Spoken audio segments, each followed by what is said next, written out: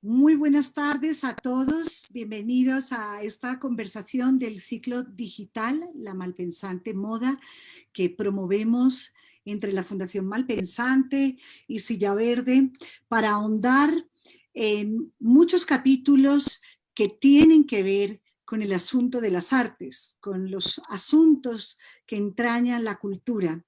Y, por supuesto, en un país como Colombia, pluriétnico y biodiverso, como sabemos, tanta riqueza muchas veces nos abruma, tanta riqueza quizá no sabemos abordarla de la manera más adecuada.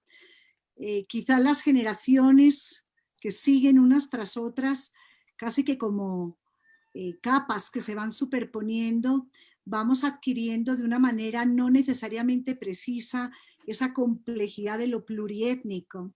Esa es la razón por la cual hemos querido promover esta conversación que llamamos tradición y modernidad en la cultura wayuu. ¿Por qué? Por varias razones.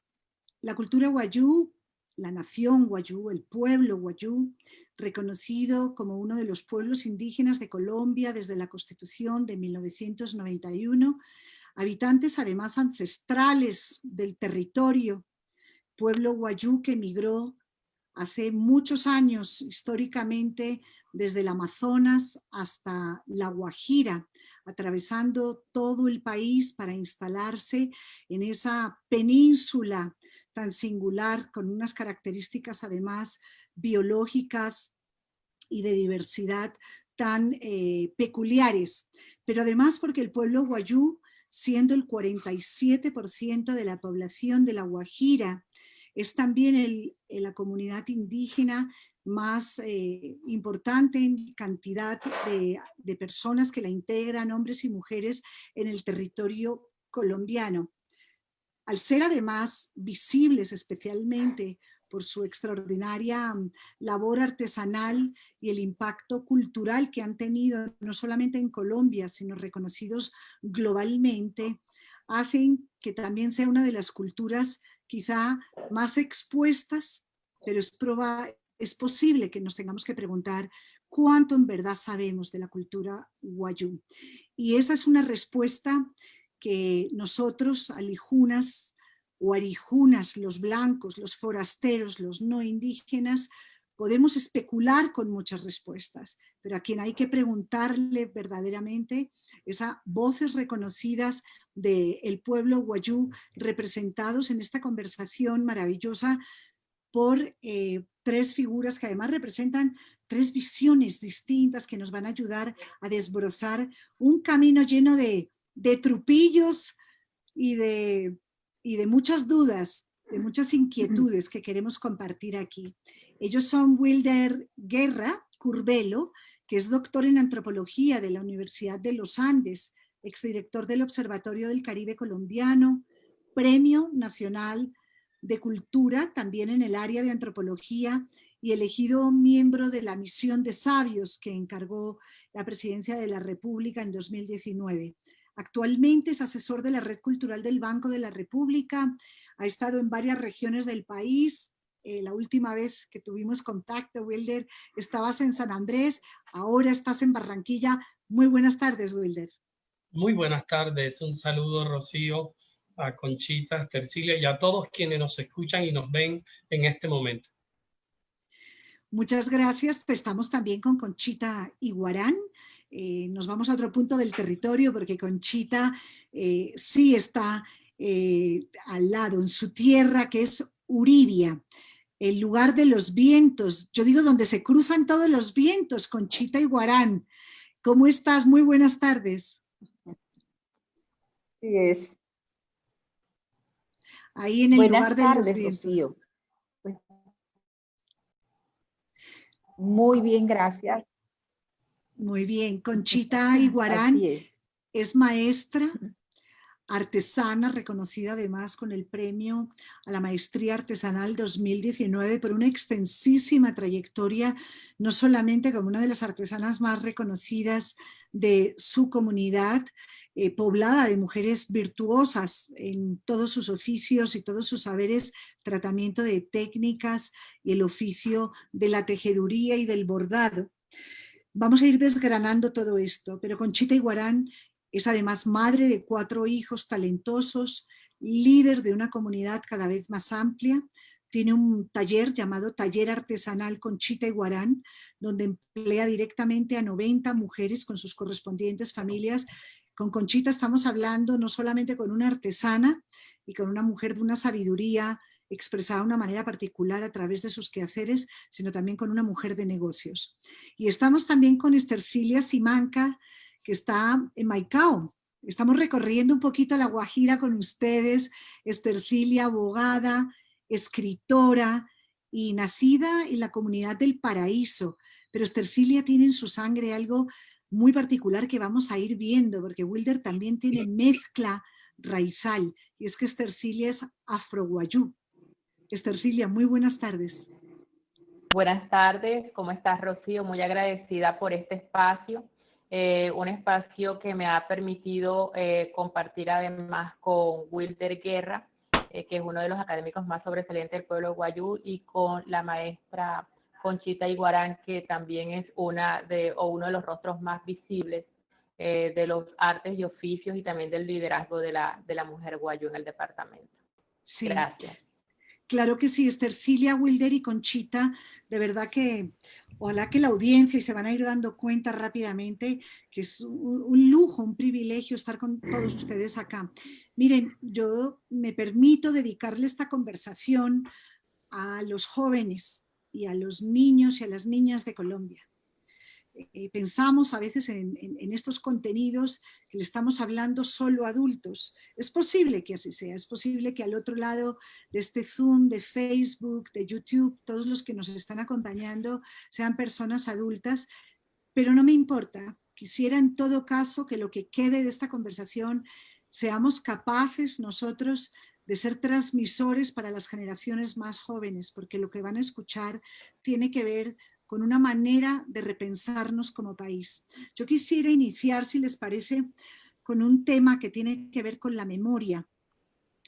El territorio ancestral, el territorio original donde habita la nación guayú, es un lugar de memoria, pero una reflexión que les comparto, y es entender que un pueblo sin memoria probablemente es nada.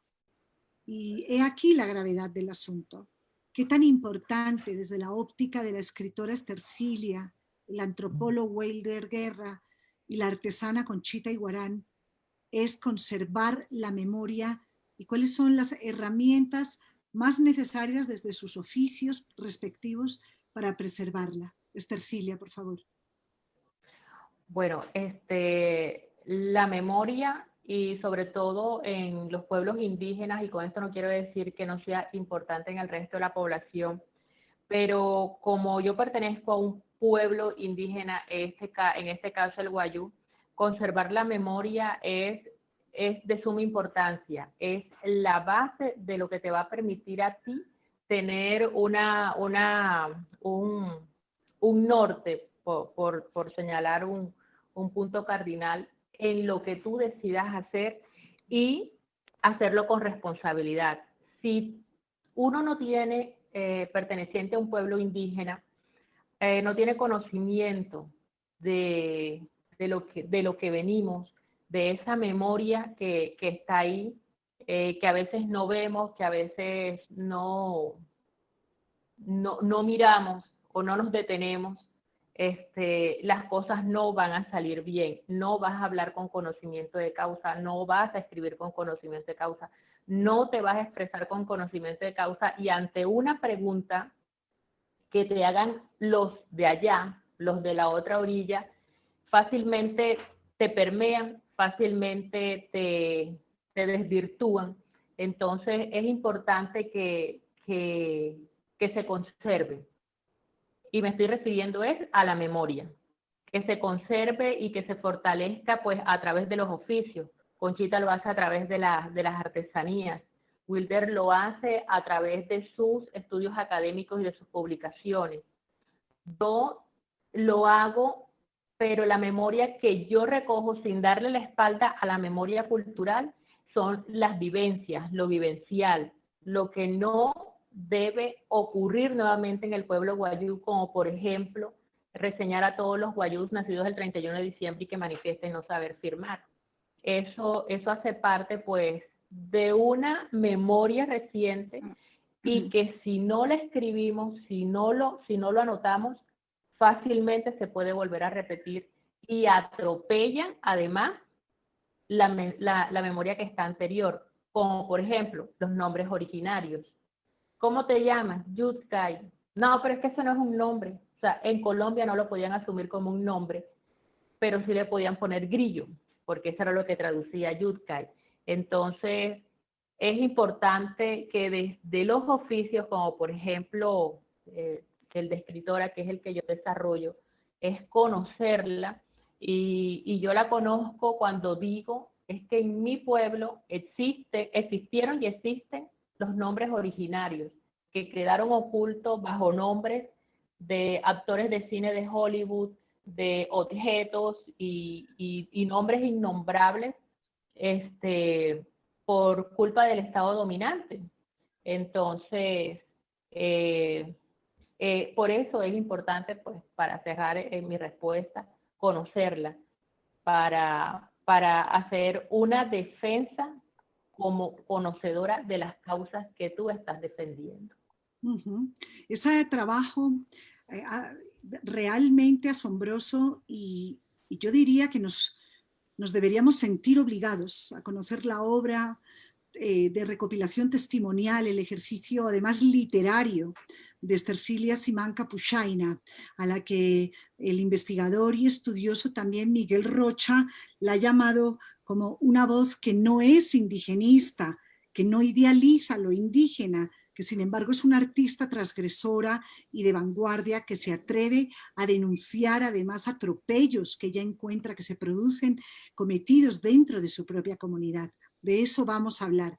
Wilder, cuando mezclamos estos dos términos, territorio y memoria, eso es algo que en el mundo de los arijunas, de los blancos, cuando nos hablan de memoria, la referencia de la tierra no nos dice nada. No sabemos a qué estamos anclados probablemente. ¿Qué particularidad tiene dentro de la cosmovisión wayú y del sentido etimológico del territorio para la población wayú el aplicar el término territorio con el término memoria? ¿Estamos haciendo un buen puente ahí? Un magnífico puente. El territorio es el lugar en donde ocurren los eventos, es la arena de los eventos. Pero los territorios, además, codifican y registran los eventos. Eventos de seres semidivinos, eventos de humanos, eventos que se convierten en paisaje. El territorio wayú posee una estructura narrativa densa y un orden territorial primigenio.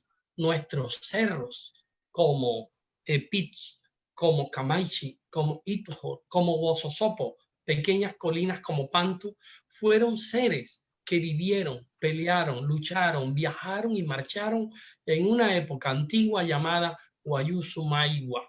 En esa época ellos formaron el paisaje guajiro, de manera que su sola vista es un puente, es un cronotopos, porque es un puente entre el tiempo y el territorio. De manera que el paisaje tiene lo que llamaba alguna vez Hilda Cooper, y es el lenguaje de los sitios. Los sitios nos hablan, los sitios tienen un carácter distintivo, pueden ser rosados como Wososopo, como unos pulmones volteados porque allí murió un guayú asfixiado o porque ya estaba cansado y no podría respirar. Pueden ser en la forma de Epich, pueden ser en la forma de Pantu, el barrigoncito cerca del Cabo de la Vela. Podemos verlos para que nos sigas contando. Para hablarles, ahí están las imágenes de esos cerros que son maravillosos, que nos mencionan, nos evocan sucesos importantes. Las tortugas de Pajara, por ejemplo, en la zona costera, nos muestra la imagen de cómo las tortugas se convirtieron en ganado. Todo el territorio wayú nos habla y no solo nos habla con un sentido, el de la visión o de la vista, no, nos habla con sonidos. Aquí tenemos a Camaichi, el antiguo, este hermano de Itujor, que llegó y se enamoró de una mujer viento cerca al Cabo de la Vela, y es prácticamente sus ganados marinos están en las aguas del Caribe y son los peces que él trajo desde ese lugar. Ahí está Itujor, el hermano mayor que se quedó en la Macuira, un territorio de pastoreo, y su otro hermano, el cual fue a buscar otras tierras en otra dirección, es Pitz, lo que conocen en lengua en español como el Cerro de la Teta, pero que es otro, que le da un orden. Este triángulo de cerros le da un orden, un territorio primigenio, un orden primigenio a la Guajira. Que todo el territorio guayú está lleno de memoria, y ellos son esos elementos que activan la memoria, son elementos que están allí como hitos importantísimos de la memoria.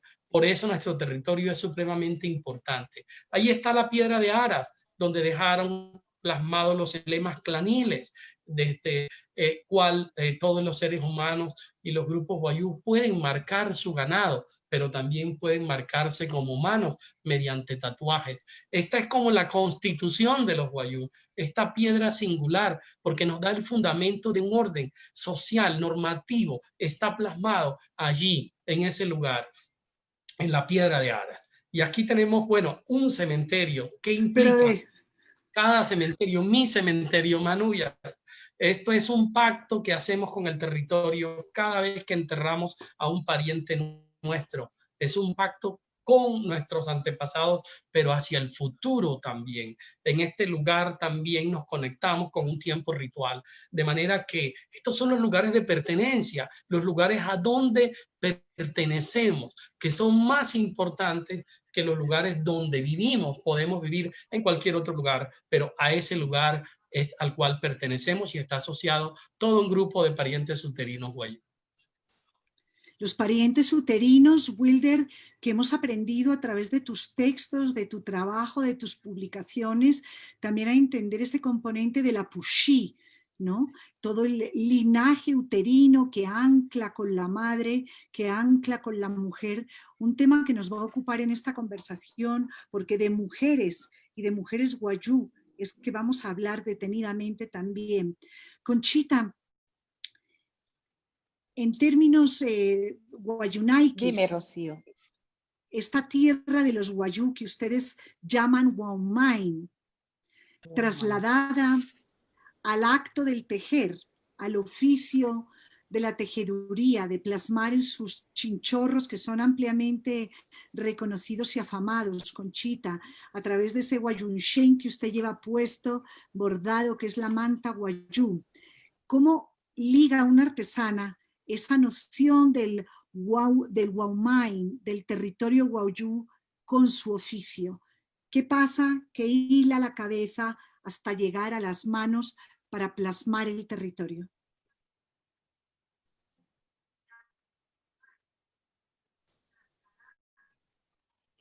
Rocío, retomando un poco lo que tú hablabas al inicio del programa, en donde decías pues que las historias son capas que se van superponiendo una sobre otra.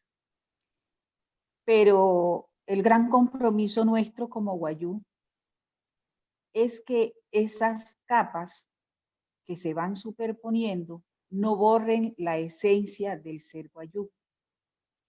Y es de esa manera como desde el oficio de la tejeduría nosotros hemos venido con esa resistencia de mantener nuestra iconografía. Si bien es cierto, nosotros nos hemos apropiado de algunas técnicas de tejido que no eran del pueblo guayú, pero que a través de ese sentido de pertenencia, de utilizar nuestros canás, en ellos les dimos identidad y logramos que esos canás que inicialmente nuestras abuelas lo utilizaban en en los cirras, que es parte del vestuario del hombre, y en algunos shee, que es la tela funeraria, nosotros logramos visibilizarlos primero entre nosotros mismos y llegar a sentir que era una necesidad que en vez de flores, en vez de mariposas, utilizáramos nuestra iconografía, que cada una de ellas tiene una relación directa con nuestro día a día. Cada iconografía representa un elemento del día a día del pueblo wayuu. Están las figuras de las constelaciones, están las formas de las cabezas de las moscas, están las huellas de los caballos, en fin, un sinnúmero de imágenes iconográficas que guardan relación con nuestro entorno. Entonces, ¿qué hemos venido haciendo? Pues además de ayudar a fortalecer internamente, hemos venido trabajando durante todo este tiempo en que nosotros podemos aterrizar con un producto que no es propio de nuestra cultura, que se puede ir a otra cultura, pero que lleva el sello indeleble del pueblo wayuu, que son nuestras iconografías, nuestras figuras.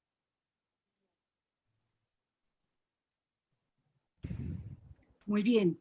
Aquí ha habido como digamos, un tránsito cultural que es propio de todas las civilizaciones desde que tenemos memoria, ¿no, Wilder? Uno no podría pensar en los pueblos sumerios, en la escritura cuneiforme, en la civilización egipcia, en el surgimiento de la arquitectura impulsada por los faraones, si no comprende también lo que pasaba con las culturas milenarias en América y cómo finalmente todo eso ha hecho un tránsito hasta la contemporaneidad para reconocernos también en una mezcla cultural.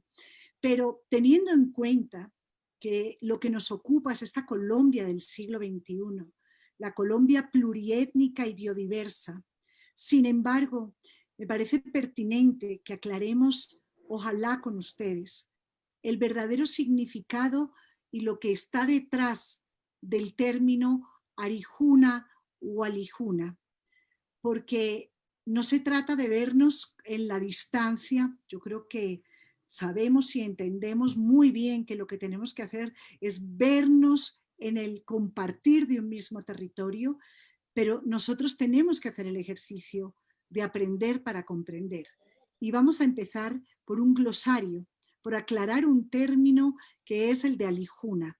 A Estercilia le quiero preguntar por qué Estercilia, que tiene una voz tan fuerte, tan valerosa, que no se contenta con describir porque no es idílica, porque también ha denunciado muchas situaciones en la comunidad, ¿por qué asocia la Alijuna en alguno de sus textos a ese término que dice los que tiran dolor, Estercilia? Bueno, ¿en qué parte de mi texto? Que no me di cuenta. Bueno, digamos, es que en tu obra, hay una mirada permanente de revisión histórica. Okay. Tú siempre Sí. contextualizas dentro de la imposición colonial un legado que evidentemente sigue ahí, ¿no? Un legado de imposición.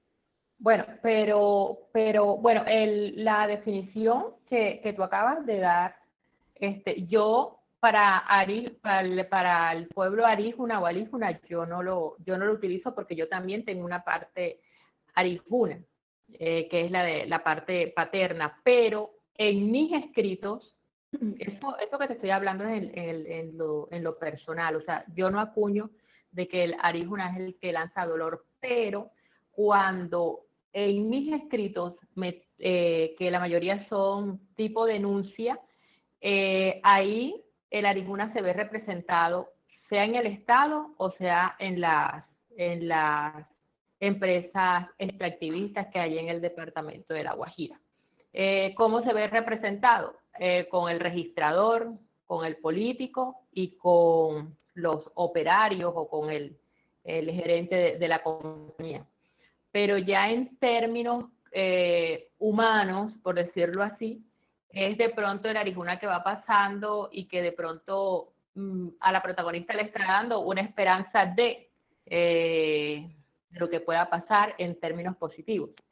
Pero en lo que tiene que ver, por ejemplo, en los temas de denuncia, ese Arijuna o ese lanzador de dolor, pues viene siendo el Estado que es el que ha tenido una deuda impagable con los pueblos indígenas de Colombia y con el pueblo guayú. Y hay unas deudas que están ahí pendientes en la misma Constitución del 91. Y ahorita está esa lucha reciente que recién inició, que es el de la nacionalidad de los pueblos indígenas, la doble nacionalidad de los pueblos indígenas, que es una deuda. Entonces, el Estado para mí es al que yo entro a transgredir en mis textos. Y ese personaje transgresor en mis textos siempre será o una mujer o un niño. ¿Por qué una mujer o un niño o un menor? Bueno, porque algo que se ha invisibilizado es que la mujer guayú no es tímida, la mujer guayú es cauta. O sea, siempre han confundido eso de que ellas son tímidas, las indígenas son tímidas. Las indígenas somos cautas. Sabemos cuándo tenemos que hablar. Ya no es que guardemos silencio porque nos los hayan impuesto, sino que el protocolo indica una cautela. Y visibilizar esa parte de que somos transgresoras y que cuando nosotras hablamos y acotamos lo estamos haciendo de manera fuerte y con el carácter que nos valga la redundancia, que nos ha caracterizado. ¿Y por qué niños? Porque los niños no les da pena preguntar absolutamente nada y de entrar y de criticar y de señalar. Entonces, por eso utilizo esas dos figuras y como se trata, pues, de mostrar desde la literatura lo que nos está faltando por el mismo olvido del Estado, es que el personaje que le dicen antagónico siempre será un Arijuna. No con esto quiero invisibilizar u ocultar que también nosotros tenemos fracturas dentro de nuestra comunidad y que también las visibilizo y trato de visibilizar en mis textos. Pero ahí se ve en la definición que yo alguna vez, yo la escuché de algún lingüista que vino y cómo te digo, y dividió las sílabas de la palabra Arijuna y terminó en que traducía el que lanza dolor. Pero acuñando a esa definición, pues se puede tipificar en los personajes principales que transgreden la armonía en mi cultura. Ya, como por ejemplo que la vía férrea, por poner un ejemplo, divida en dos el territorio guayú, porque es una línea tan perfecta que están los de este lado y los del otro. Y eso ya es una forma, pues, de lanzar o de imponer un dolor, unas formas de transitar, de cuidado que va a pasar el tren, que a esta hora ya no se puede, o sea, una limitación de nuestra locomoción. Entonces, si se mira desde ese punto de vista, sí es el que lanza dolor, pero reitero que para mí Arijuna no es el que lanza dolor, es una persona que no pertenece pues a nuestra forma de ¿cómo te digo? A nuestro pueblo originario, por decirlo así, que no tiene un territorio como el nuestro, que su forma, ¿cómo te digo?, de gobierno, que su sistema social no es matrilineal como el nuestro. Entonces, a la persona a la que yo digo que es Arijuna, que no es guayú, lo reduzco así. Uh-huh. Sí. Importante aclaración, porque también, Estercilia, creo que el valor de lo que acabas de decir es entender que aquí nadie está poniendo a unos en contra de los otros, ¿no? Estamos entendiéndonos simplemente a través de un vocablo, porque el vocabulario, y tú que eres una escritora, sabes la importancia de las palabras. Tenemos no solamente que nombrar, sino saber por qué estamos nombrando lo que nombramos. A Wilder Guerra le quería preguntar a propósito de un poema de Vito Apushana que se llama Balatashi, si nos puedes ayudar a desentrañar el significado. Dice: mi tío Balatashi ha llegado de donde estaba, trajo en silencio un antiguo problema de hombres. Le oímos resollar la ofensa y nos observa la vida. Su palo de mando le ordena dibujar en la tierra. No habrá pleito. Sus años han encontrado el oculto reposo del dolor. Es un hermoso poema. Lo conozco, lo he leído muchas veces, de una inmensa profundidad, porque recrea situaciones vividas dolorosamente con frecuencia en la trayectoria vital de muchas personas y grupos familiares guayú. El viejo Waratachi regresa de tratar de encontrarle una salida a quizás una afrenta, un agravio o una herida que ha recibido de parte de otro grupo familiar. Pero lejos de llamar a las armas, toma el bastón, ese guarrara que le permite comunicarse con la tierra, y entonces, tomando ese vehículo de la palabra, él encuentra que el camino es el de la paz, pero tiene que transmitirle a sus sobrinos impetuosos, jóvenes, llenos de energía, que la guerra, que es el camino más fácil para resolver cualquier controversia, no va a ser la solución, que la salida será la de la paz, y por eso dibuja allí. Los años le han enseñado eso. La gran sabiduría y el conocimiento de estos viejos guayú está justamente en eso, ese recorrido y esa experiencia de las historias narradas del dolor causado por guerras familiares. Guerras que surgieron por incidentes a veces nimios, una competencia ecuestre, por ejemplo, una disputa entre personas que estaban ebrias, ese tipo de detonantes emocionales que pueden generar y llevar a la tragedia es lo que el viejo ha en ese momento aprendido a manejar, y es lo que él le quiere transmitir a sus sobrinos cuando dibuja en la tierra, en ese poema maravilloso, tan breve, pero que recoge una situación tan emocionalmente rica y tan real, lamentablemente, o hermosamente real también, porque muestra la grandeza de estos seres, su capacidad de ver a la paz, la libertad y la vida como los valores máximos que hay entre el pueblo guayú. Y la noción de tiempo, Wilder, si nos pudieras aproximar a la concepción del tiempo. Los guayús tienen unas concepciones de tiempo transhistóricos que no corresponden al tiempo lineal que hay en Occidente.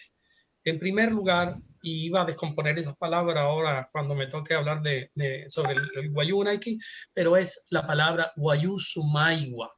Esa palabra guayú sumaigua se refiere, tiene un carácter polisémico, porque se refiere a un orden referencial, a un orden que no es el pasado, pero que no es el actual, en el cual todos éramos humanos. Los animales eran guayú, los cerros eran guayú, los vientos y las plantas. Ese estado entremezclado de todos los seres se da en guayú sumaigua. También hace alusión a un código y a un protocolo de comportamiento que nuestros ancianos nombran para referirse a las normas de comportarse, vestir, alimentarse. Entonces, guayú sumaigua es un orden referencial que no es el pasado, porque es un tiempo transhistórico, un tiempo con el cual podemos conectarnos a través del sueño y el ritual. Pero luego de guayú sumaigua hay otro tiempo, se llama Aguanajaguá, que es la transformación. Cuando estos guayú se cambiaron morfológicamente en plantas, en animales, en cerros, sin embargo, aún hoy conservan algo de esa condición de guayú. Es decir, que la humanidad late en cada uno de estos seres. Entonces nos comunicamos con ellos a través del sueño. Y estamos en el orden actual, en donde los Wayuu fueron los únicos seres no transformados morfológicamente, los humanos Wayuu. Son los únicos que no fueron transformados, pero sí fueron transformados axiológicamente. ¿En qué sentido? En el sentido en que los sistemas normativos, el orden, los principios axiológicos de la vida, del buen vivir con el otro, le fueron transmitidos. De hecho, transformaciones tenemos y la hace un ser que es un gran transformador y ordenador, no un creador, Mareigua. Él es un ordenador, un transformador. El gran generador es Huyá. Suele confundirse a estos seres y tienen papeles totalmente distintos en esa relación. Le debemos a Mareigua el haberle dado a los humanos e incluso a muchos animales y seres los principios fundamentales para convivir. El marco de la vida Wayuu no solo se da en un sistema normativo que solo se limita a las disputas humanas. El marco de la vida Wayuu se sentó en Wayuu Sumaiwa y es una especie de prototipo, de arquetipo cósmico que nos permite relacionarnos con todos los seres del universo, incluidos los astros, los vientos, los cerros, los animales, las plantas y también los humanos. Y la lluvia, es ese hipermasculino de Huyá al que te estabas refiriendo. Muchas gracias, Wilder. Conchita, tiempo, sueño, todo este viaje que nos ha provocado Wilder con toda su explicación. Si alguien sabe de sueños específicamente en la comunidad Wayuu, son ustedes, las maestras artesanas, porque es Gualequerú, la araña, la que en el sueño les enseña a tejer. Y estamos hablando en este momento sobre cómo tejer a través de los hilos de la palabra con Estercilia Simanca y la precisión del vocabulario y el uso que ese vocabulario Estercilia le da en sus relatos y en particular en su libro maravilloso que yo podría leer una y otra vez, que se llama Por los valles de arena dorada. Y está también esa tejeduría a través de la, digamos, de la etnografía y de la cosmovisión que nos está explicando Wilder. Conchita, ¿cómo hila desde los sueños, Conchita, la noción del tiempo del mundo Wayuu, lo que le cuentan los sueños? Una artesana siempre está traduciendo sueños. ¿Qué hace la artesana cuando hila y cuando teje? Pues sí, permanentemente estamos tejiendo sueños. Tejemos sueños cuando, pero o sea, hay algo que es fundamental para nosotras, las tejedoras, y es muy parecido a lo que se maneja en los círculos de la palabra. Yo le decía a mis hijos que cuando el Wayuu habla, que habla desde lo más profundo de su ser. El Wayuu Naiki es poético, porque sale de las entrañas. Y cuando se dan estos círculos de la palabra, siempre se dan para construir. Nunca un Wayuu tendrá un círculo de la palabra o un diálogo entre Wayuu para destruir a otro ser humano.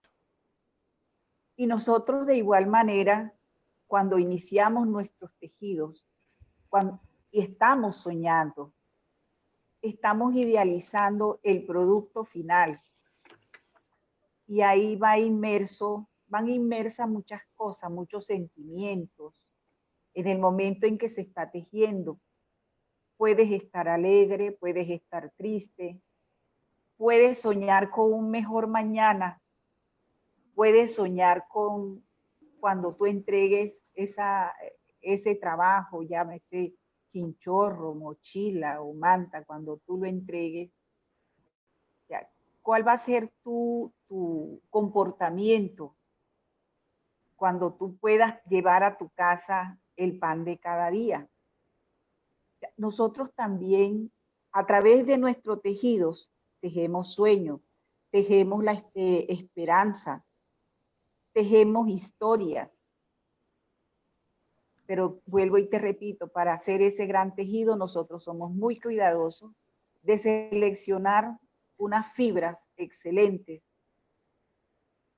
Seleccionamos los colores y seleccionamos la iconografía, porque toda tejedora lo que persigue es un producto final excelente.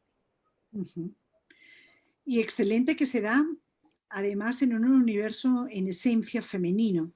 Quisiera que pasáramos a ese otro tema, que es el de la consideración de la sociedad matrilineal del pueblo wayú. El papel de la mujer, cómo se enuncia lo femenino desde la cultura wayú y cómo se va construyendo. Estercilia me compartió un texto que de hecho está también disponible para ustedes. Ella generosamente me lo cedió para que en www.sentadaensusillaverde.com puedan leerlo tranquilamente y puedan adentrarse en el horror de un relato. Que la propia autora, Estercilia Simancas, es la primera que ejerce el papel de la que se escandaliza y de la que siente dolor, pero en vez de quedarse en la emoción, se atrevió a escribirlo y por eso hoy tenemos un texto que se llama Busco chinita para que me haga los oficios. Componer lo femenino dentro del pueblo wayú tiene muchos matices, pero quisiera asomarme a un matiz particular que es el de la voz de la denuncia que expresa y encarna Estercilia. En este texto, Estercilia, escribiste lo siguiente: busco chinita para que me haga los oficios, preferiblemente que sus padres sean de Manaure o de Uribia, porque si son de aquí cerca, ¿quién aguanta esa paisanera pasando todos los días hablando con la chinita por la reja o por el portón? Que tenga 10 años y menos de 15, porque aquí hay hombre, tengo hijos, hermanos y esposo. Usted sabe cómo son las cosas, ellas se enamoran. Por eso prefiero a las chinitas de 6 años, que son más dedicadas. Lo malo es que lloran mucho, les cae una lloradera por las noches y así no se puede dormir. Yo seguiría y seguiría, pero hay que hacer el ejercicio de la lectura íntima. Estercilia, ¿cuál fue la realidad que se le vino encima y entendió que hasta ahí tenía que usted hacer entonar su voz para revelar algo del universo femenino que estaba ocurriendo en su comunidad? Bueno, que está ocurriendo con las niñas de mi comunidad, más no en la comunidad, sino en los centros urbanos del departamento de La Guajira y muy especialmente en Riohacha, que es donde vi ese fenómeno, por decirle así, y que entraba dentro de una normalidad de lo cotidiano, y tuve la oportunidad de vivir en el centro histórico de Riohacha. Y eran cosas que definitivamente, o sea, yo no podía seguir tolerando ni callando. Incluso en ese texto yo emplazo al Instituto Colombiano de Bienestar Familiar, porque resulta que las autoridades, por así decirlo, ay, Estercilia, pero tú siendo una voz, y estamos hablando de autoridades, véase Fiscalía, véase estos organismos que ahora han emergido con el tema de la mujer. Tú que eres una voz, tú que eres tan visible, tú por qué no, ¿acaso yo soy la Fiscalía? ¿O es que acaso yo soy el Instituto Colombiano de Bienestar Familiar? Yo lo que puedo hacer es aportar mi voz para la denuncia, para que ustedes vean lo que se están negando a ver. Y uno cuando las ve, cuando ve a las niñas, o más bien cuando ellas lo miran a uno en una situación diferente, en un trato diferente, en una realidad distinta a las de ellas, y que te miren como que tan lejos y tan cerca. Yo de pronto llegaba, no a una visita, sino que llegaba a algún lugar y bueno, llega Estercilia Simancas, la abogada, escritora guayú, y el trato que me dan es como cuando llega un arijuna y de ellos y los atienden, entonces las niñas viendo que estaban atendiendo a una guayú. Entonces una niña viene y me dice, ¿y a ti por qué te tratan así? así si tú eres guayú? Son una cosa que uno queda, porque a ti también te tienen que tratar así. Y como yo casi no visito porque yo soy un poco imprudente, yo le comentaba a la persona, ¿y por qué tienes a la niña trabajando si es una niña? Pero yo le estoy dando escuela, pero ¿en qué momento estudia la niña si está cargando a tu hija? O sea, a mí no me parece que una niña de menos de 8 años esté cargando a un bebé. No me parece. Entonces, son cosas en las que uno entra, pues sí, en una casa ajena a transgredir y a decir cómo deben ser las cosas, pero yo sí las digo porque son las niñas de mi comunidad, que están recibiendo un trato desigual, porque cuando a ti como guayú se te acercan y te preguntan porque estás en medio de una situación, en una posición dominante y que te tratan con reverencia o casi, bueno, con respeto, no reverencia, perdón, sino con respeto, los arijunas, y que las niñas al verte el rostro y al generarte esa confianza de ese rostro indígena y te sientan de ella, te preguntan, ¿y a ti por qué te tratan así? ¿Y tú qué eres? ¿Y tú qué no? Entonces son cosas que por lo menos a mí me incomodan o me sacan de esa zona de confort en la que vengo, en la que venía, y que digo, oye, pero hay que hacer, hay que decir, hay que proponer.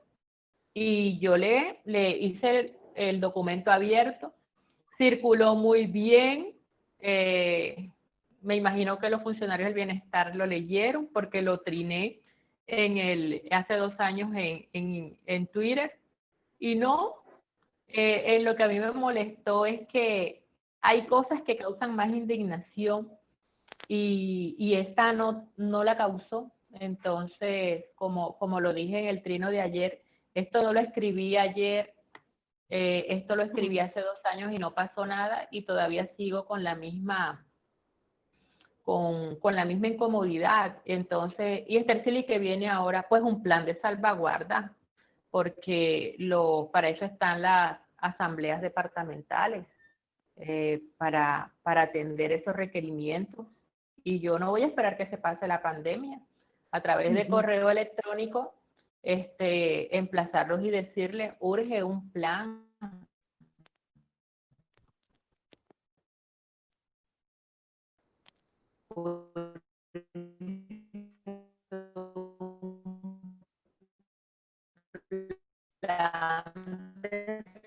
Sí. Estercilia aborda este tema, encara la pregunta, la acaban de oír, la lleva haciendo desde hace 2 años.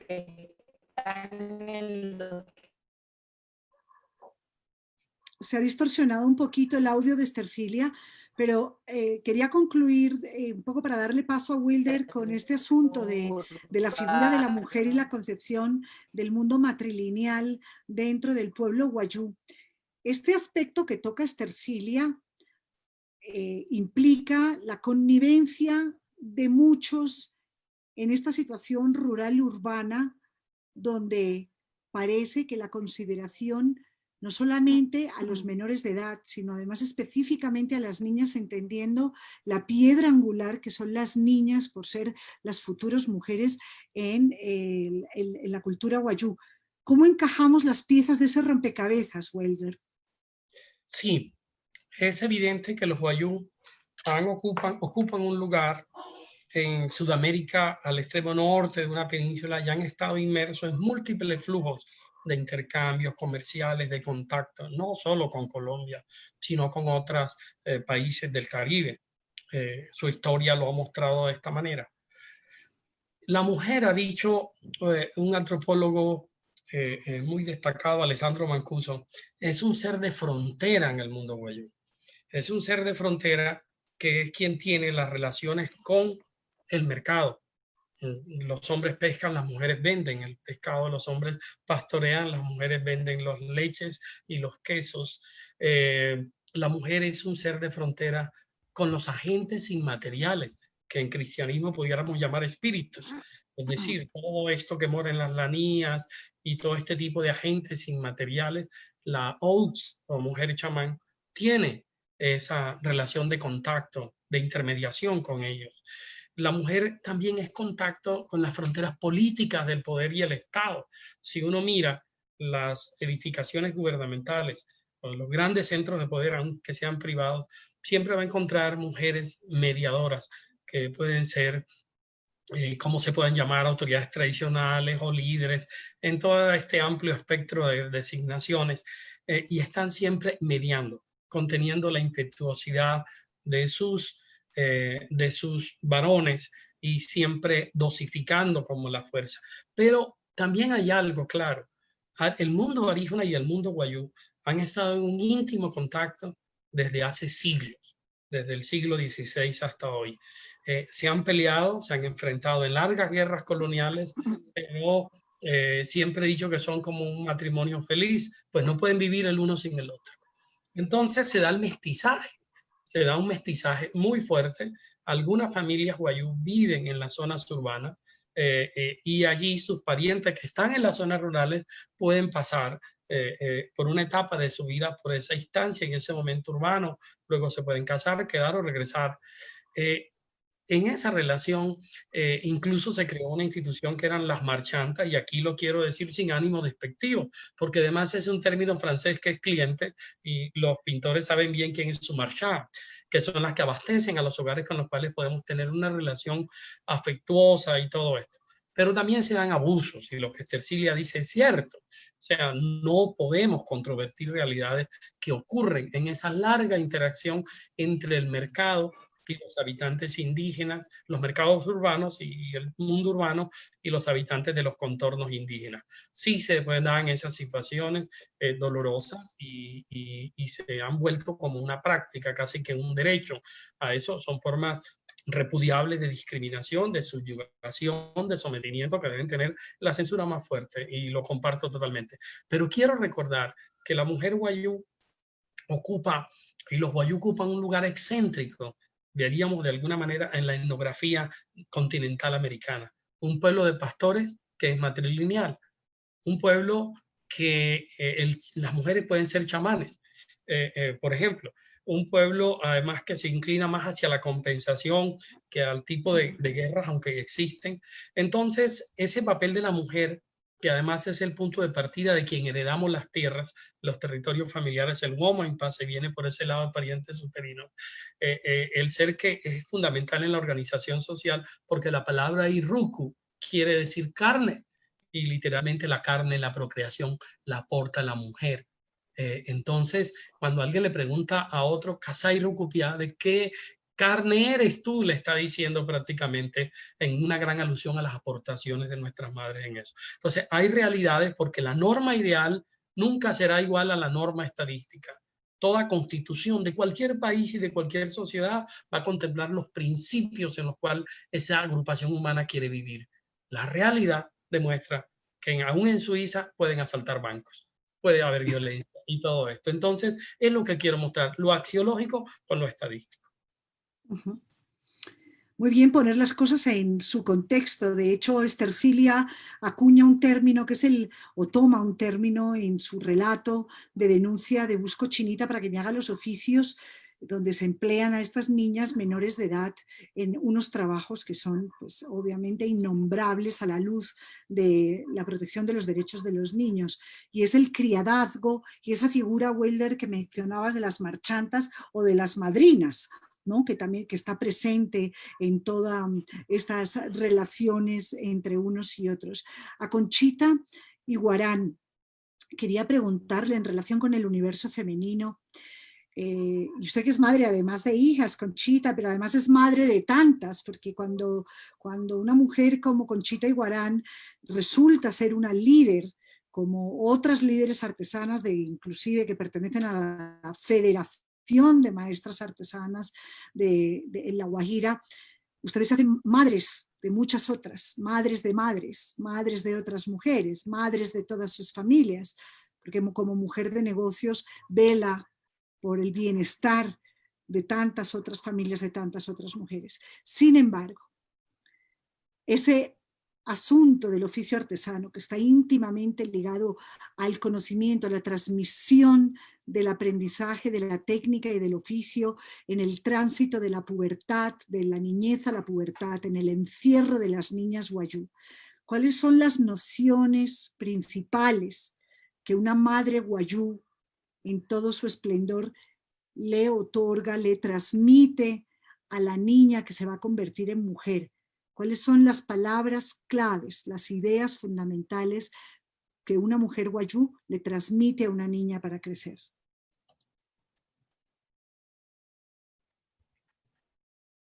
A ver, Rocío, yo quisiera complementar un poquito y luego avanzo en la pregunta que me hiciste. Lo que decía Wilder y lo que decía Estercilia. Causa un dolor profundo cuando uno escucha esas expresiones y eso se da. Pero entonces yo como mujer, yo como wayú, ¿qué puedo hacer para evitar que esto que suceda, que está sucediendo, siga sucediendo? Y tú lo habías dicho, la tejeduría. La tejeduría te permite a ti, o sea, el oficio del tejido, y no es desde ahora. El oficio del tejido hace parte de, si no me atrevo a decir, pues yo me atrevería a decir que si no es el primero, es el segundo renglón de la economía tradicional del pueblo wayú. Porque desde hace muchos años, antes de que mi mamá existiera, antes de que mi abuela existiera, ya muchas mujeres wayú tejían para que su familia pudiera poseer rebaños, porque a través del trueque se podían ir aumentando los rebaños en los corrales, que eso es lo que ayuda a definir también la economía de una familia. Entonces, por eso me aferro tanto al oficio de la tejeduría, porque, o sea, si mi hija, mi sobrina, no sabe manejar un oficio, pues va a terminar lavándole los platos a otro. Yo recuerdo una frase, unas palabras de mi mamá que siempre le preguntaban que ella por qué no hablaba el español cuando ella lo hacía bien. Y mi mamá, y yo sorpresa cuando una vez me dijo, Conchita, lo que pasa es que yo nunca he sido esclavo de un arijuna para tener que hablar el español. Entonces, eso en el fondo tiene una gran sabiduría. Alguien, si se va a la casa de un arijuna a trabajar, tiene que aprender a hablar la lengua del arijuna para poderse conectar con él o dialogar con él y hacer bien el trabajo. Y mientras que una mujer wayú, hombre wayú, puede desarrollar su tejido y puede llevar, ese tejido puede llegar a las manos de un arijuna. Y se siente altivo y orgulloso porque el arijuna se lo compra, pero él no está obligado a hablarle español al arijuna. El arijuna buscará los mecanismos para poderse entender con él. Entonces, quiero aterrizar esto, que lo importante que es la formación propia. Cuando tú tienes una formación propia, que es la que recibe uno en su infancia, que es la que uno le da a sus hijos en la infancia, de la importancia del ser wayú, de qué es lo que significa, quiénes son tu familia por línea materna, quiénes por línea paterna, cuál es el trato entre una familia y otra, cuál el respeto que debes de darle a tus mayores, tanto como a hombres como a mujeres, lo que significa el cementerio, el jagüey, los espacios donde salen a pastar los animales. Cuando ese wayú recibe esa formación propia y luego, porque estamos en un país en donde estamos interactuando con una sociedad mayoritaria y tenemos que aprender a hablar el español, leer y escribir. pero si nosotros traemos esa formación propia muy arraigada, lo que puede suceder es que tú mires el mundo arijuna, el mundo occidental, extraes de ese mundo occidental elementos para enriquecer o para potencializar tu mundo wayuu. Y es así cuando nosotros, y hoy por hoy tenemos una gran cantidad de mujeres empoderadas como empresarias, que no son grandes empresas, pero están en ese proceso de emprendimiento a partir de la tejeduría.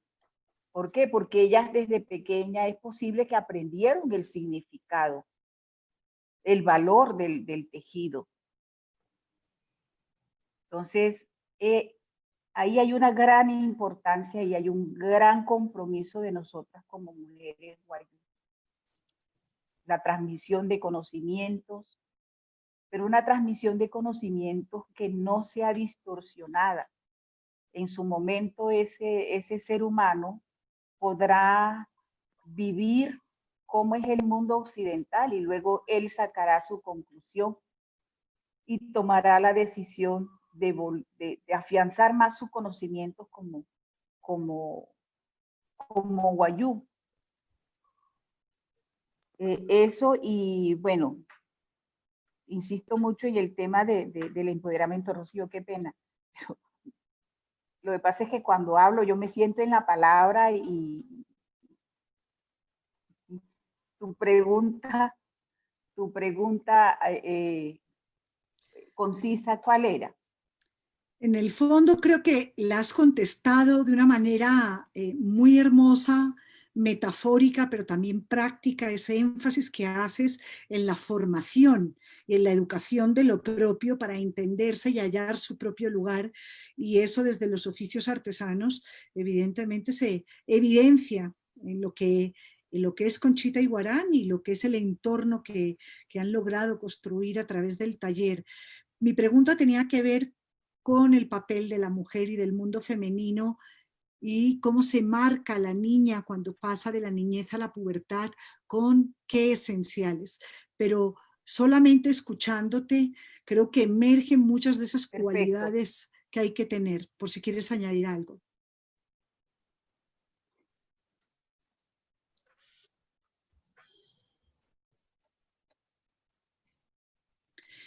Se trataba de esta reflexión pues, sobre... De hecho, pues la Sí. mujer wayuu es el fundamento de una familia. De una familia, es el eje sobre el cual gira los conocimientos, ya lo dijo el doctor Wilder, es la que define el Eiruku, o sea, su clan,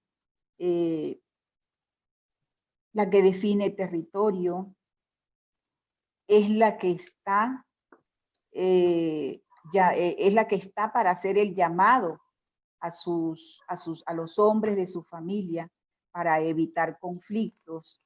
O sea, el papel de la mujer en el pueblo wayuu es fundamental. Por eso esa gran valoración de respeto que se le da a la mujer.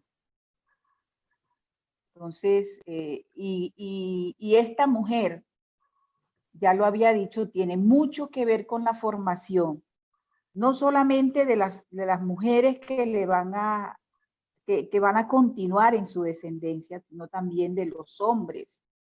La mujer es la encargada de transmitirle los conocimientos a la niña de cómo debe ser su comportamiento, que debe de respetarse a sí mismo como ser humano, que tiene que aprender a respetar. Es la que le transmite los conocimientos de todo lo que tiene que ver con la tejeduría, la gastronomía y todo lo que tiene que ver con nuestro entorno, con nuestro mundo. Es la que transmite los conocimientos. Y siempre le decimos a las niñas, o sea, tú inicias una nueva vida, una nueva etapa y tú vas a ser grande. y tienes que ser muy juiciosa. Siempre le decimos a nuestras niñas, si el llamado que esto no está bien, y hay que explicarle el por qué eso no está bien. Siempre hay algo que cuando veo a una niña guayú, hace poco mis hijas se reían porque llegó una de las niñas que teje con nosotros, llegó en un chorcito. Y yo le dije, no te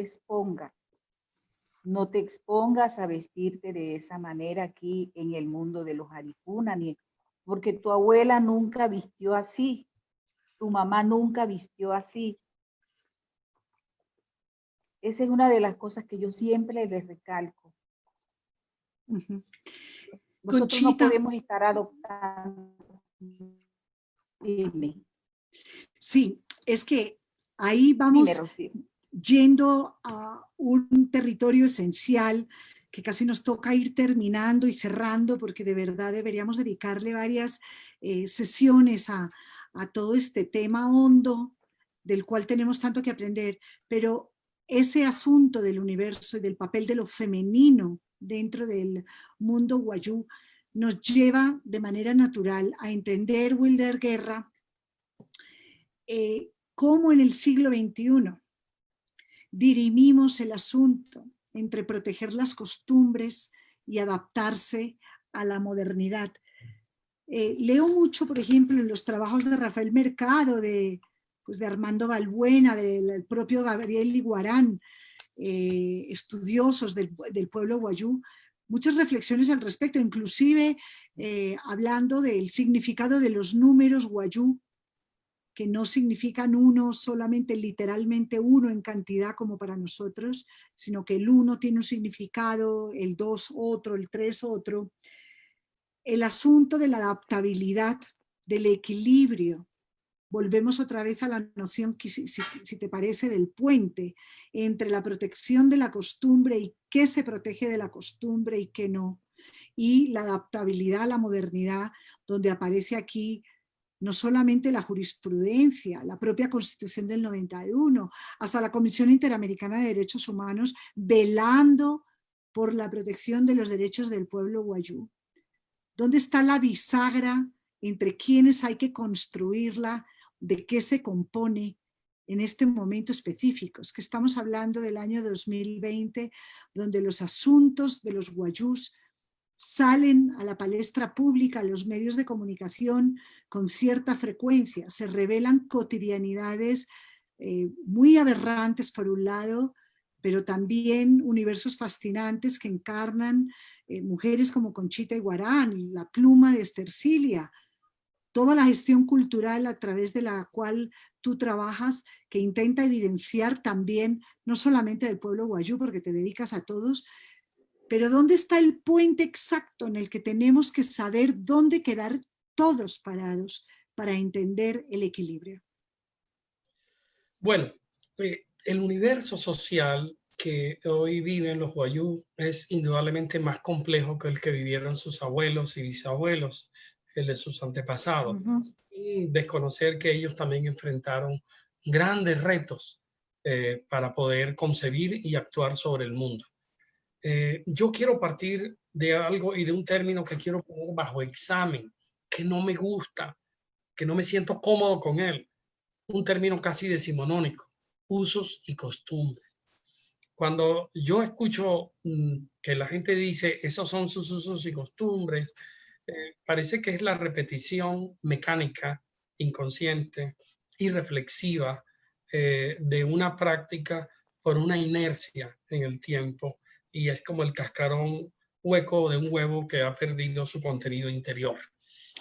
No, lo que estos pueblos tienen son ontologías y epistemología.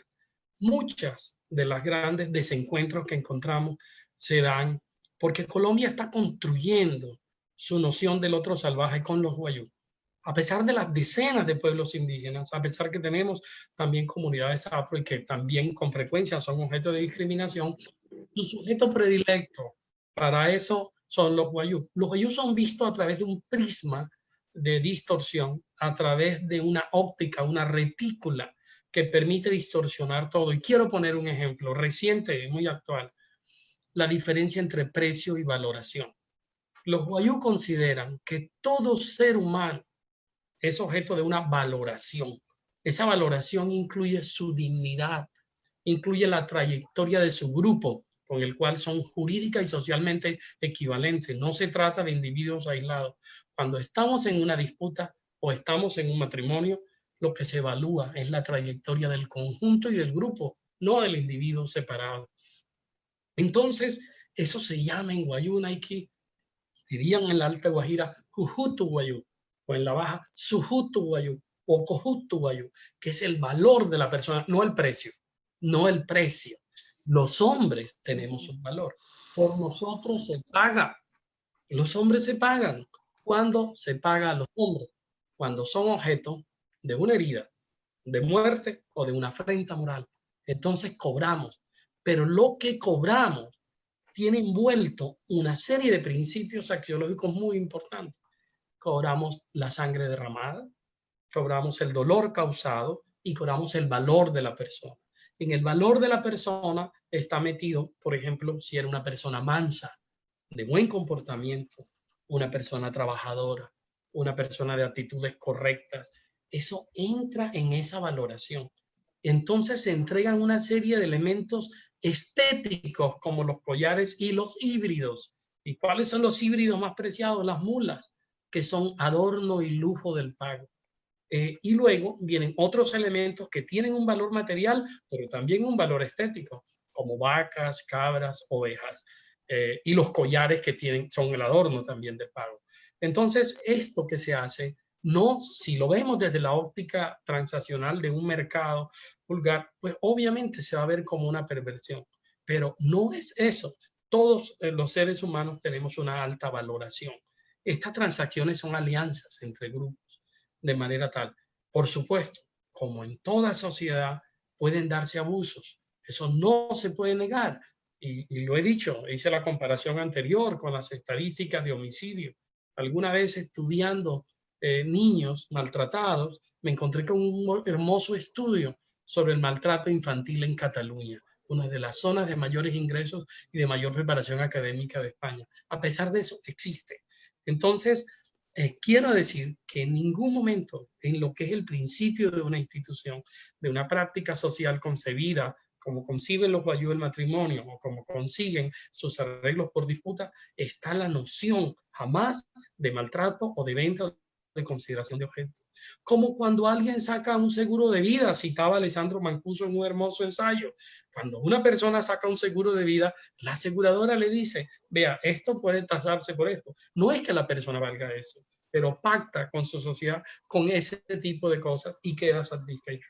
Entonces, yo quería decir eso porque yo veo que primero, en Colombia, segundo, no se está leyendo etnografía. De nada sirve si no le creen a las autoridades indígenas como a Conchita, como a Sergio Cohen, como a toda una serie de personas conocedoras, por lo menos lean sus propias ciencias sociales.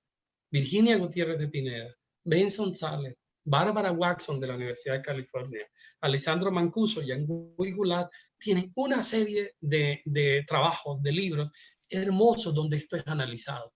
Entonces, yo le pido que lean etnografía y que tiendan esos puentes con el mundo wayuu. Vamos a tener desencuentros económicos y de todo tipo, porque lo que tenemos nosotros son visiones ontológicas distintas acerca del universo, acerca de lo que es, pero hemos dialogado tanto tiempo y tenemos tanto mestizaje y convivimos juntos que siempre tendremos un lugar para el otro. Los wayuu son un pueblo civilizado, porque siempre tiene un lugar para el arijuna. Y civilizado es aquel que le da un lugar y reconoce la humanidad del otro, dijo Svetan Todorov. Todorov, me encanta la referencia, porque a propósito de, y gracias a su texto, es que pudimos entender que la conquista de América o el desconocimiento del otro, ¿no? Wilder, nos estás aproximando o nos estás invitando a que solo por el conocimiento es que nos vamos a reconocer posiblemente. A Esther Cilia le quería preguntar en relación con estas palabras de Wilder, en toda esa labor de recopilación testimonial que se asemeja un poco, diría yo, al oficio, por ejemplo, que yo tengo como periodista, que se trata de observación y de recabar para luego entender y poder relatar. Esa mixtura, ese mestizaje al que apunta Wilder, que es evidente, que es más actual y más contemporáneo que nunca, ¿dirías tú que en este momento del siglo XXI da luces de convertirse en una mejora de comprensión mutua, o es algo que va a venir muy lento? ¿Qué te dice tu trabajo de recopilación testimonial, Estercilia?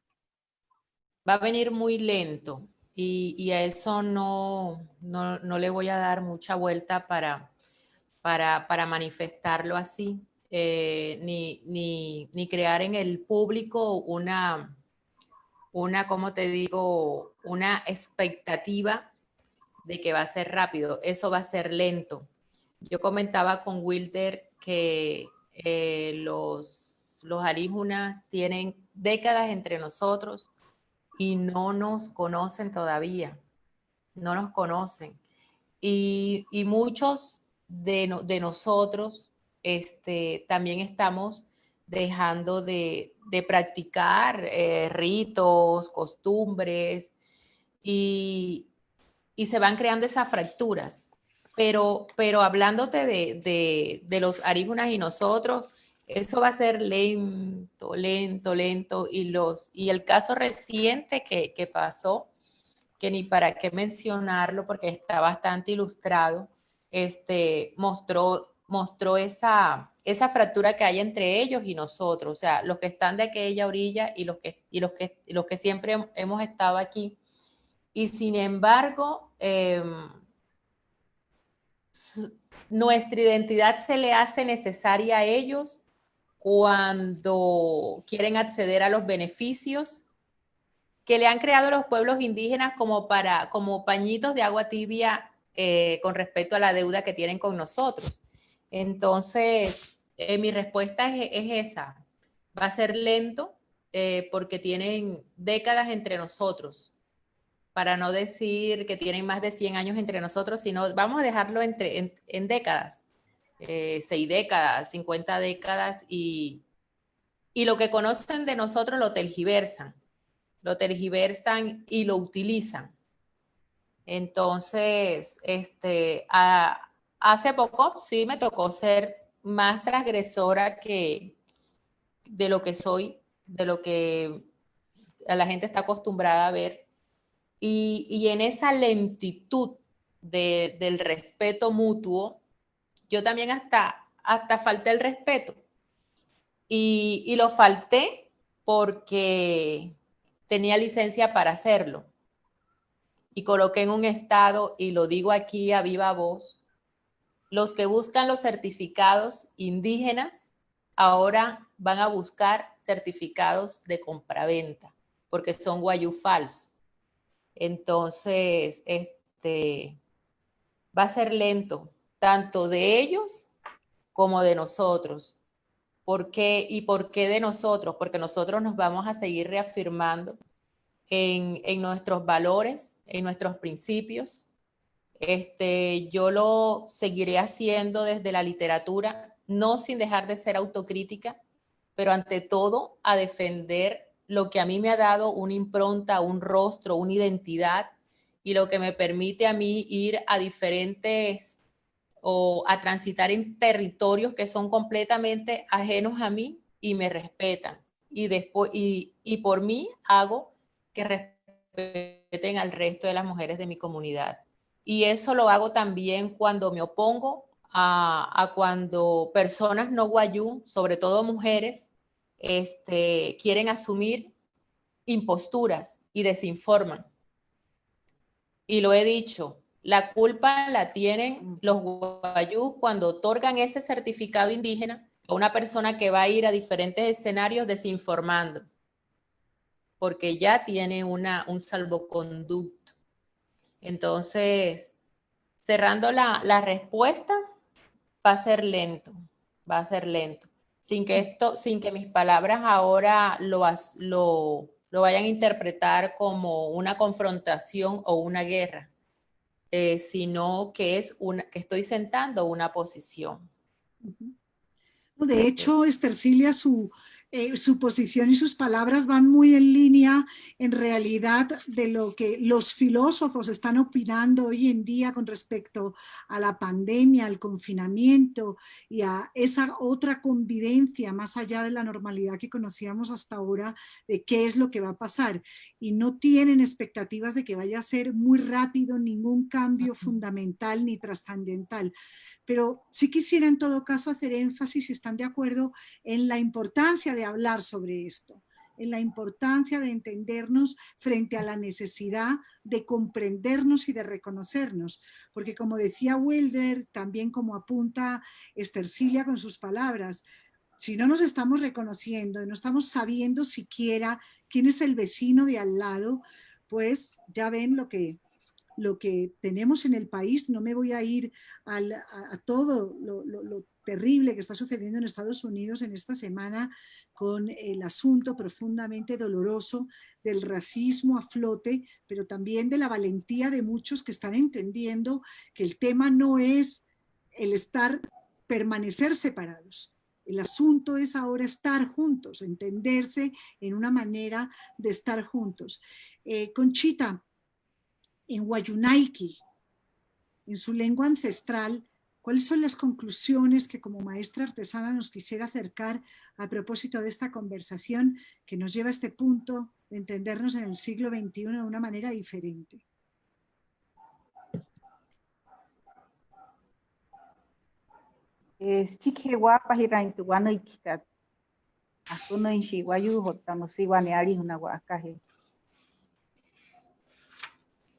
Watuhanya kasarata kasulutu waumain paka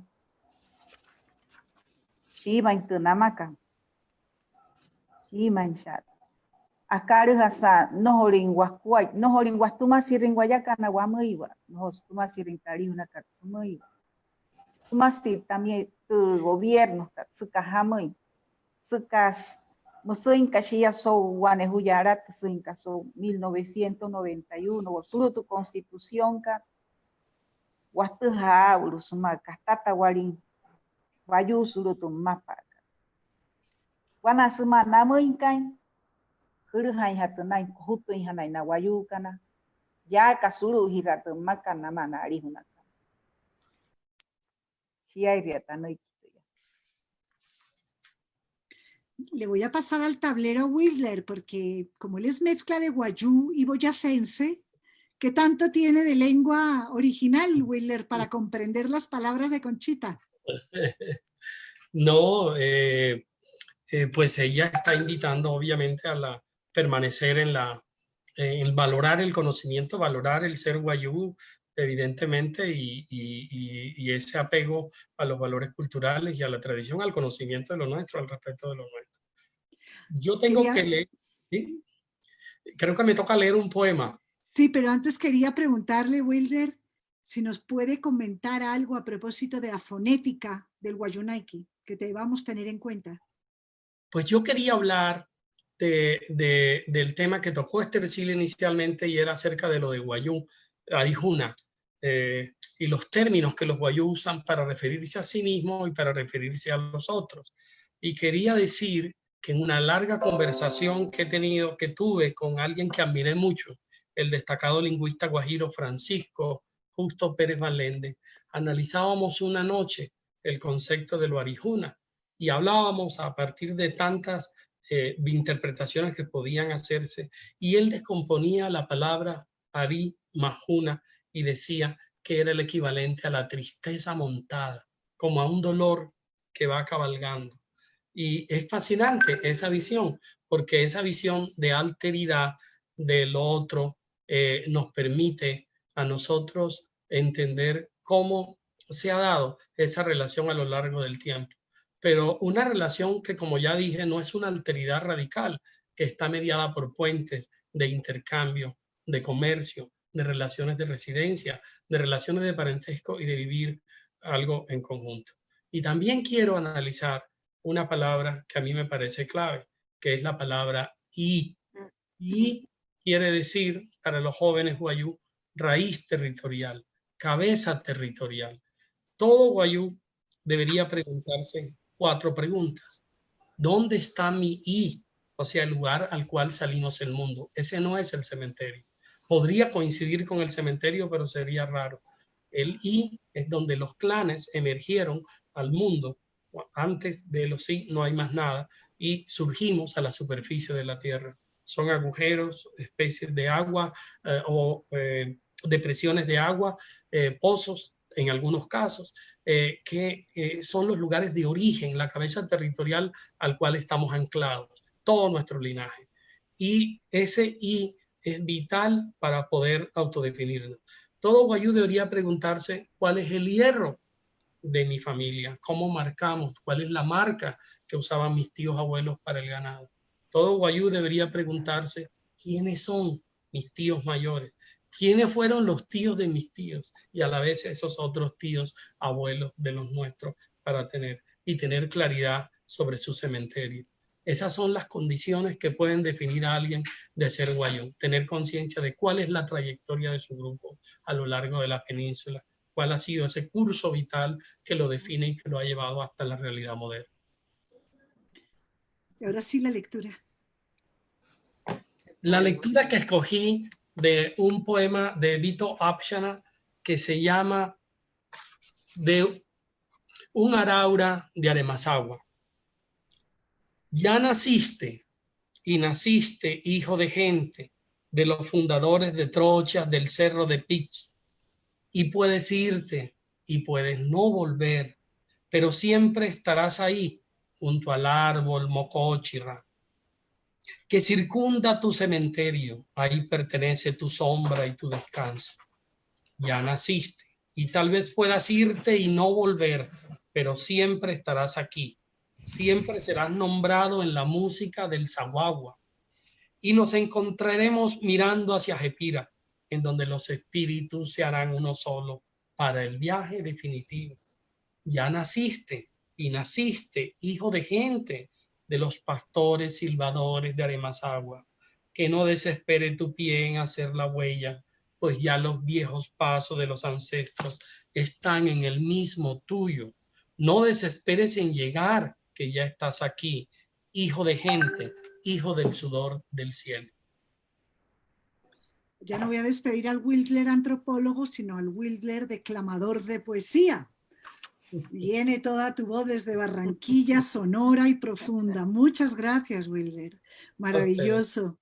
Y a Estercilia, simplemente para terminar, quería invitarla a que la escucháramos, porque las palabras, quizá, no sé, Wildler, Conchita, si les parece que convengamos, no por llegar a una conclusión por obligación, pero sí para entender que es de pronto en el territorio de las palabras donde podamos encontrar nexos, reconocimientos y posibilidad de convivencia mucho más allá de los estereotipos, de los usos y costumbres que mencionaba Wildler, de imaginarnos en un futuro protegiendo el Iki, la raíz.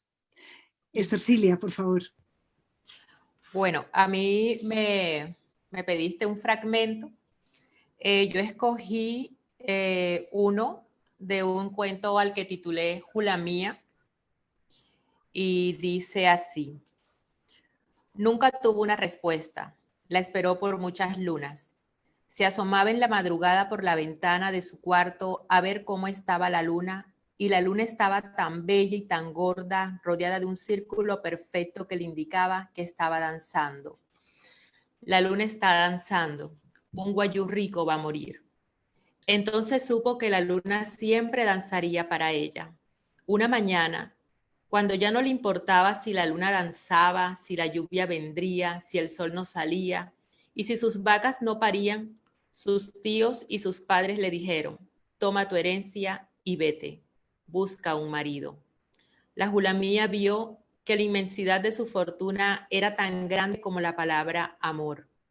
Muchos hombres la esperaban, ahora sí la visitaban. Le traían café, azúcar y panela, un cofre de cuerdas que al abrir se levantaba una bailarina imantada y daba vueltas bailando ballet. Primeria o la Julamía ya no esperaba el guayú de Jarara. Era dueña de sus pasos y a su esposo lo buscaría en otros territorios. Haría una carrera de caballos y sería ella quien dotaría al mejor y más joven de los jinetes. No tejería jamás otro chinchorro, ni caminaría sola en el monte para que el más valiente la raptara. Ella lo buscaría y lo encontraría. Se casaría con el que descubriera que era una Julamía. Gracias. Gracias, Estercilia, Conchita, Wilder. Ojalá salgamos de aquí con un glosario para irlo haciendo crecer Engordando. y engordando y enriqueciendo. Y a los tres, de verdad, muchas gracias por tanto conocimiento depositado en esta mesa del ciclo digital de la Malpensante Moda. Muchísimas gracias. A ustedes por invitarnos. A ti, Rocío. Gracias, Rocío. A Wilder y a Conchita un A ti, abrazo y Rocío. a verlos. Un abrazo, Conchita y Estercilia. A ustedes también. No saben ustedes lo orgullosa que me siento de ser guayú.